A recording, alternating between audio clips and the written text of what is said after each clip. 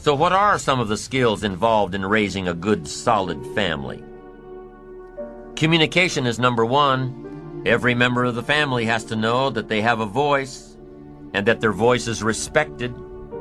Every person in the family has to know that their opinions count, that the family is a democracy, that if there's an issue, they can put it on the table.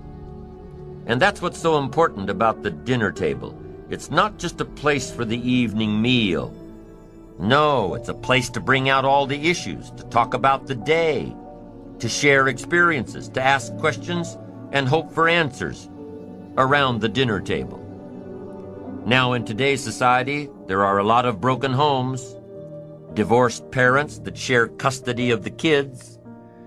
How do you raise good, solid kids when they're split between two households? Make sure the philosophies in both households are compatible. Now, obviously, the reigning philosophies are different. That's why the home is split. But for you parents facing this kind of challenge, put away the personal differences and develop one set of philosophies by which to raise the kids. Why? Because if you don't, the kids will be a mess. One set of rules for one house, another set of rules for another house.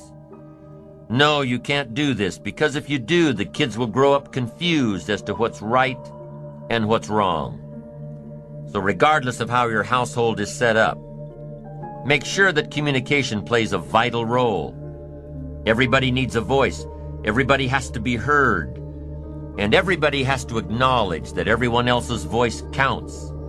That's number one, communication. Here's number two in raising a solid family, activity. There was a study done a while back that surveyed a large group of happy families, and here's what they all had in common. First thing, they made a regular habit out of eating dinner together as often as possible. Second thing, they were all involved in one physical activity or another: walks, tennis, swimming, basketball. They planned family physical fitness activities. Third thing, they made a regular habit of spending Sunday mornings in church. And the fourth common denominator between successful families, the parents scheduled quality, personal time together, alone. So why would the parents' personal time affect the entire family so dramatically? Because when the parents are happy with each other and invest in each other, they present a unified front to the kids. Personal time together, it's important. So the second key in raising a solid family is activity. Outside activity, planned activity, bike rides in the summer, ski trips in the winter, boating, fishing, trips to the zoo, frisbee in the yard, baseball, softball, basketball. Whatever interest your family has, make sure you take time to schedule these kinds of activities, outside activities, on a regular basis. And then schedule inside activities, doing things together at home on a regular basis. If you've got a young family that's gotten used to plopping down in front of the TV during every spare moment, start weaning them off this activity one day a week. Plan one evening a week without the TV.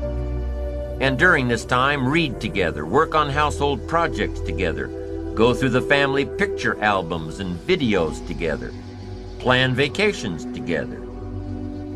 Start a family journal. Write in it once a week what all you did, where all you went, and what all you saw and how all you felt.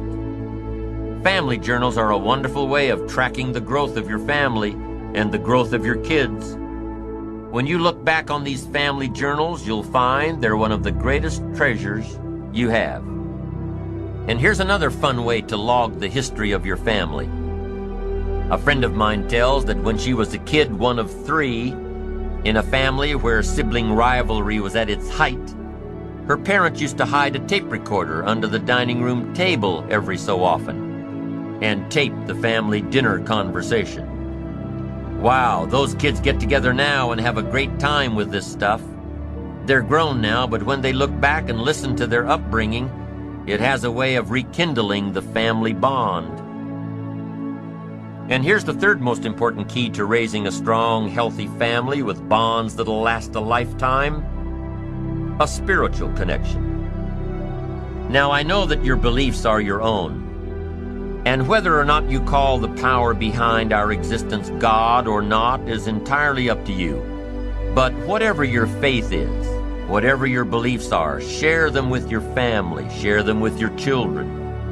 Make time frequently to discuss the spiritual aspects of life. Give your kids the opportunity of choice by giving them a basis of knowledge. There are all sorts of wonderful programs at churches these days, aside from the Sunday sermon that's so valuable. There's Sunday school for kids, vacation, Bible school, camping trips, family outings, weekly Bible studies, picnics, plays, musicals, concerts. If you're searching for a new church home, visit several churches to find out which one is right for you. There are many things you can do with your family to build strong bonds and healthy relationships. The tips I gave you are just a few. You may have other ideas, and that's great. Just remember that the more energy you expend on your family, the more time and attention you give to your family, the more love and attention you'll receive in return. Your children will love you unconditionally when they're young. Just make sure that when they grow up and know better, that you've given them a reason to continue their unconditional love. So be together with your family. Go to church together, spend time together, talk with each other. Get to know your children, who they are, what their dreams are, their visions of the future. Get to know your children. They're not just miniature versions of you. They're special little people with their own personalities. The greatest satisfaction after a productive day's work, the greatest satisfaction is coming home to a harmonious family.